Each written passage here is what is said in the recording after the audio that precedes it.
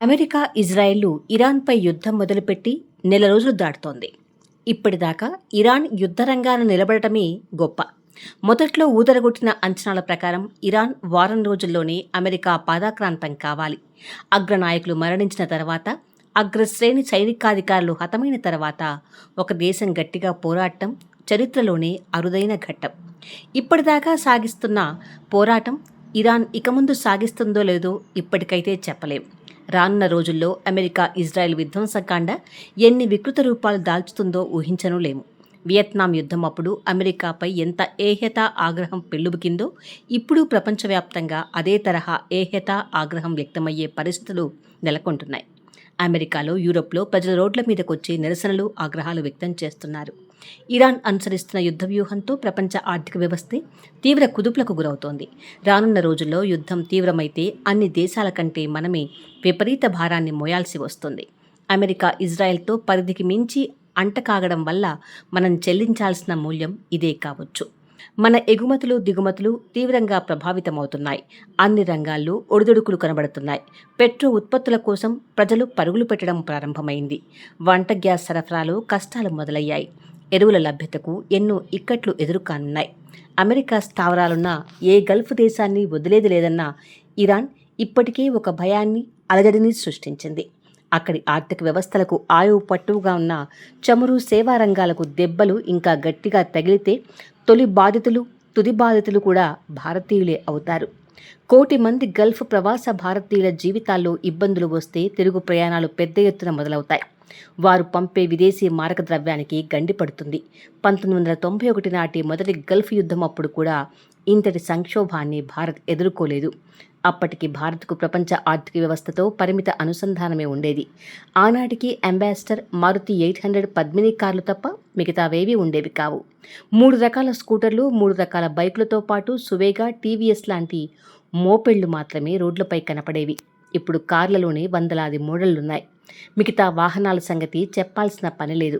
1991కి ముందు ఎక్కువ దిగుమతులు లేకుండా వీలైనంత మేరకు దేశంలో దొరికే, తయారయ్యే ఉత్పత్తుల మీదే ఆధారపడేవాళ్లం. దీన్నే దిగుమతులకు ప్రత్యామ్నాయంగా రూపొందించిన ఆర్థిక వ్యవస్థగా పిలిచేవారు. ఇప్పుడు ప్రపంచంలోని ప్రధాన ఆర్థిక వ్యవస్థల్లో లభ్యమయ్యే అన్ని రకాల వినియోగ వస్తువులు, ఎలక్ట్రానిక్స్, ఐటీ పరికరాలు, సౌందర్యాన్ని పెంచే ఉత్పత్తులు ఇక్కడ అందుబాటులో ఉన్నాయి. అవి లేకుండా జీవించే పరిస్థితులు లేవు. ఇంతగా ప్రపంచంతో అనుసంధానమైన జీవితానికి ఇప్పుడు ఇజ్రాయెల్, అమెరికా సాగిస్తున్న యుద్ధంతో అనూహ్యమైన ప్రమాదం ముంచుకొస్తోంది. ఈ యుద్ధ భీభత్సం తాకిడికి తాళలేక ఒకవేళ ఇరాన్ నాయకత్వం తలవొగ్గినా అది తెచ్చిపెట్టిన అపజయ భారాన్ని, అవమానాన్ని ఇరాన్ ప్రజలు సహించలేరు. గణనీయమైన స్థాయిలో విద్యాధికులను కలిగిన దేశ ఘనచరిత్రను ఏదో విధంగా మననం చేసుకునే పరిస్థితి ఉన్న చోట, త్యాగాలకు పెద్దపీట వేసే మతాభినివేశం బలంగా ఉన్న చోట ప్రతిఘటన తీవ్రంగానే ఉంటుంది. అందుకే అనుచిత, అసంబద్ధ షరతులకు అమెరికా స్వస్తి చెప్పే చర్చలకు సిద్ధపడి ఇరాన్తో ఒక అంగీకారానికి వస్తేనే ప్రపంచ ఆర్థిక వ్యవస్థ కుదుటపడుతుంది. ఇరాన్ ప్రతిఘటన ఎందుకు ఊహించిన దానికంటే తీవ్రంగా ఉందో మనలో చాలామందికి తెలియదు. 47 ఏళ్ల నుంచి అమెరికా విధిస్తున్న అనేక రకాల ఆంక్షలను తట్టుకుంటూ ఇరాన్ ఏం సాధించిందో చూస్తే ఆశ్చర్యం కలుగుతుంది. మతాధినేతనే ఇరాన్లో సర్వాధిపత్యం, ప్రజలు ఎన్నుకున్న పార్లమెంటు ఉన్నా, ప్రత్యక్షంగా ఎన్నికైన అధ్యక్షుడు ఉన్నా, ఏ చట్టాన్నైనా, ఏ నిబంధననైనా ఇస్లాం ధర్మానికి అనుగుణంగా లేదని మతాధినేత పక్కన పెట్టేయొచ్చు. ఎవరు ఎన్నికల్లో నిలబడాలో తేల్చే తుది అధికారం కూడా మతాధినేతదే. మతాధినేతలు, పాలకులకు సలహాదారు పాత్రకే పరిమితం కావటం ఇస్లాం రాజ్యాల్లో 100 ఏళ్లు కొనసాగింది. రాజకీయాధికారం ఎప్పుడూ మతాధినేతల చేతుల్లో కేంద్రీకృతం కాలేదు. సుల్తాన్లు, పాదుషాలు సర్వస్వతంత్రులుగానే వ్యవహరించారు. ఇస్లాంను ఆచరించే ఏ దేశ పాలకుల చరిత్రను చూసినా ఇదే కనబడుతుంది. 1200 సంవత్సరం నుండి 1857 వరకు భారత చరిత్రను చూసినా మనకు తెలిసేది అదే. మతాధినేత సలహాదారు పాత్ర నుంచి అంతిమ, అత్యున్నతమ అధికారాలున్న ప్రభుత్వాధినేతగా మారటం 1979 నాటి ఇరాన్ విప్లవంతోనే మొదలైంది. ఇస్లాం చరిత్రలోనే అదొక కొత్త మలుపు.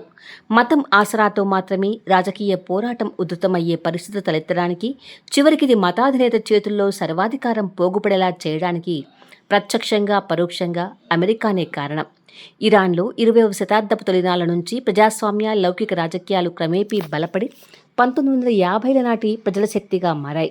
1953లో ఇరాన్లోని ప్రజాస్వామ్య ప్రభుత్వాన్ని కూల్చి రాచరికానికి సర్వాధికారాలు కట్టబెట్టి నియంతృత్వ పాలన కొనసాగటానికి అమెరికా సహకారాన్ని అందించకపోతే అక్కడి మతం ఆధారిత రాజకీయ ప్రతిఘటన కేంద్రీకృతమే అయ్యేది కాదు.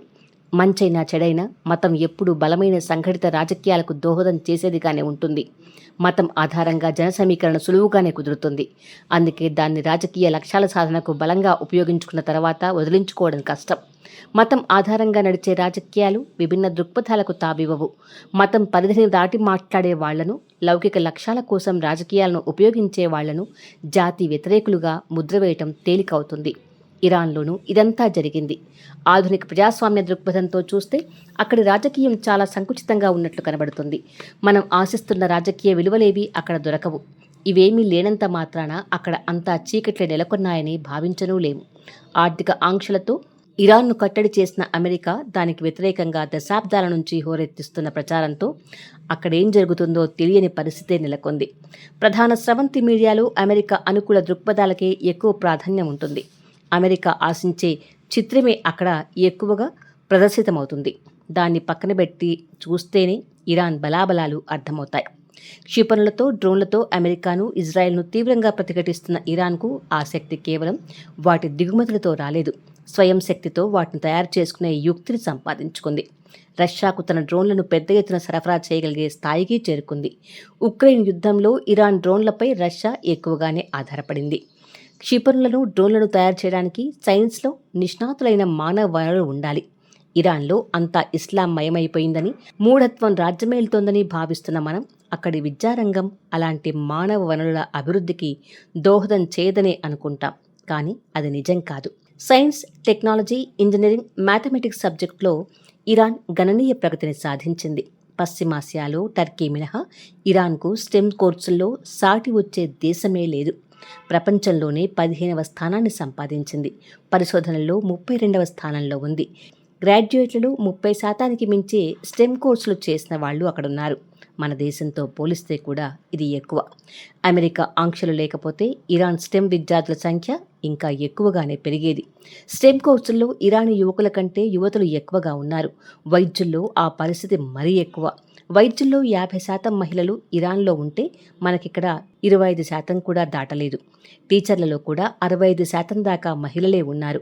పశ్చిమాసియాలో ఒక్క యుఏఈలోనే 60 నుండి 70% మహిళా టీచర్లు ఉన్నా బయట నుంచి వచ్చిన వాళ్లే అక్కడ ఎక్కువ. ఇక భారత్లో మహిళా టీచర్ల సంఖ్య 53 నుండి 54% మాత్రమే ఉంది. విద్యారంగంలో ఏ కొలమానం ప్రకారం చూసినా ఇరాన్ గణనీయ ప్రగతిని సాధించింది. ఇరాన్ ఎగుమతులకు చమురు కీలకమే కానీ మొత్తం ఆర్థిక వ్యవస్థ దానిపైనే ఆధారపడి లేదు. చమురు, సహజ వాయువు నుంచి వచ్చే ఆదాయం జీడీపీలో 20 నుండి 25% ఉంది. తయారీ రంగంలో కూడా భారత్ కంటే ముందుంది. జీడీపీలో ఇక్కడది 13 నుంచి 15% ఉంటే ఇరాన్లో 19 నుండి 20% దాకా ఉంది. సేవల రంగం 50% తోడ్పాటును అందిస్తుంటే వ్యవసాయం 10% వరకు దోహదం చేస్తోంది. ఆహార ధాన్యాల్లో 60 నుండి 80% దేశంలోనే పండుతున్నాయి. టర్కీ ఒక్కటే పశ్చిమాసియాలో ఈ విషయంలో ఇరాన్ కంటే మెరుగ్గా ఉంది. మిగతా గల్ఫ్ దేశాలన్నీ ఎక్కువగా దిగుమతులపైనే ఆధారపడుతున్నాయి. ఏదో ఒక రంగంపైనే ఆర్థిక వ్యవస్థ ఆధారపడితే దాన్ని అపసవ్యంగానే చూస్తాం. ఇరాన్ ఆ అపసవ్యత నుంచి తప్పించుకోవడానికి ప్రయత్నించి చాలా వరకు సఫలమైంది.